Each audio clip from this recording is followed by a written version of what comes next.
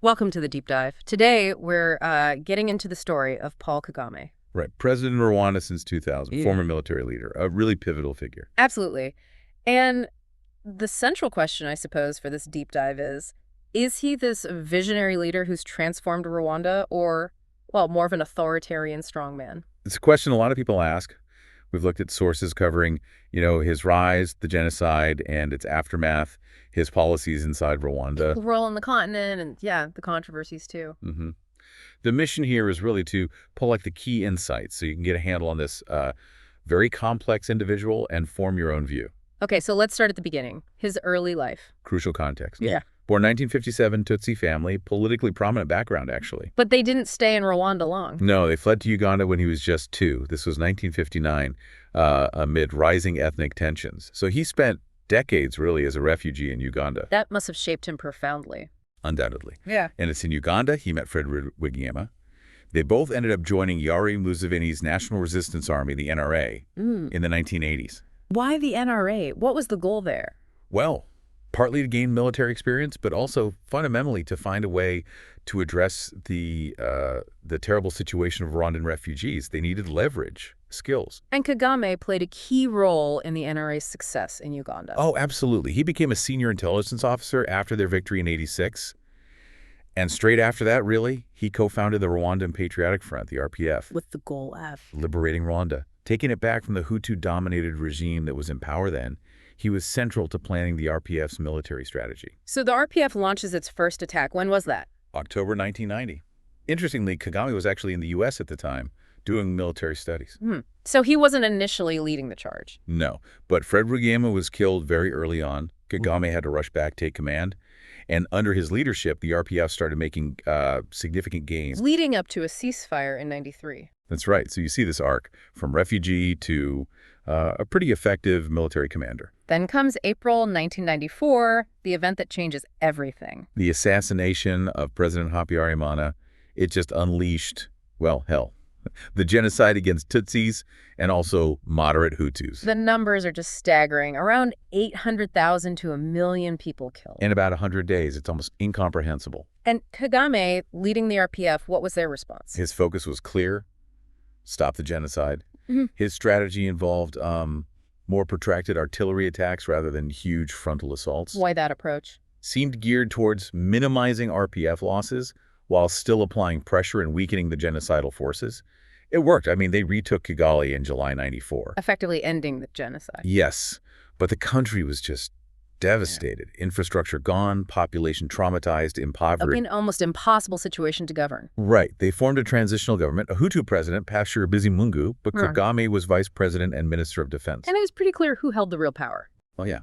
That seemed widely understood.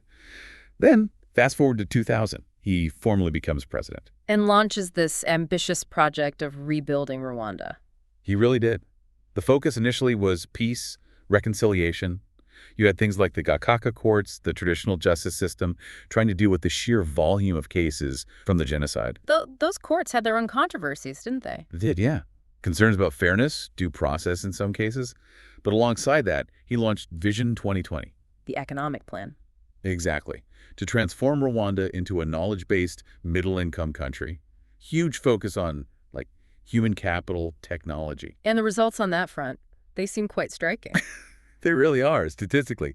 Average GDP growth over 7% a year for a long period. Healthcare saw massive improvements with the Mutuelles de Santé, the community health insurance. Coverage went from almost nothing to... Over 80%, yeah. Huge strides in education access, too. Infrastructure, roads, ICT, energy, and crucially, policies to try and build a single Rwandan identity, discouraging ethnic labels. You see it in the numbers. Poverty down significantly, life expectancy way up. From 46 to nearly 70 years. Yeah. Primary school enrollment near universal. It's a remarkable turnaround on paper. And his influence isn't just domestic, is it? He's played a role regionally, continentally. Definitely. Very active in the East African community, chaired it recently, pushed for integration. And the African Union, too. He chaired that from 2018 to 2019. And led reforms there. Yeah, big push for institutional reforms, and especially for the AU to finance itself more, less reliance on external donors. He's still got key AU roles now, like championing health financing. So he's advocating for African ownership, good governance, tech. Exactly. And Rwanda itself is a big contributor to peacekeeping missions in places like Darfur, CIR, Mozambique now too. Okay, so that's the positive ledger, if you like. But there's another side to this story, the controversies. And they are significant. Persistent accusations of authoritarianism, suppression of political opposition, restrictions on freedom of speech, freedom of the press, Human rights abuses. allegations of arbitrary arrests, torture, even suspicious deaths of opponents both inside and outside Rwanda. These are serious and well documented by rights groups. And his longevity in power. That's also a major point. Absolutely. Constitutional changes allowed him to potentially stay in power for, well, a very long time, and his election victories, often with over 90% of the vote. Raises questions about how free and fair those elections really are. Precisely. Given the crackdown on genuine opposition, it's hard for observers to see them as fully democratic contests. Then there's the DRC, the Democratic Republic of Congo. Yes, ongoing persistent allegations that Rwanda interferes there, supports rebel groups like M23, exploits mineral resources, Which Kagame denies. vehemently denies. He usually cites Rwanda's own security concerns, the threat from groups operating in eastern Congo. But the allegations haven't gone away. So how do we square this? Africa's game changer, transformative leader, but also these deep concerns about rights and democracy. It's incredibly difficult. You cannot deny the progress Rwanda has made, the stability, the economic growth, the improved social indicators, the sense of national unity he's tried to forge. And his influence on the continent is real, too. Yes, but you also can't ignore the serious criticisms about human rights, the lack of political space, the climate of fear that opponents describe. So the debate continues. Was his model necessary for a post-genocide state? Is it sustainable long-term without more freedom? Exactly. His impact is transformative, no doubt. But his legacy, it's deeply complex, deeply contested.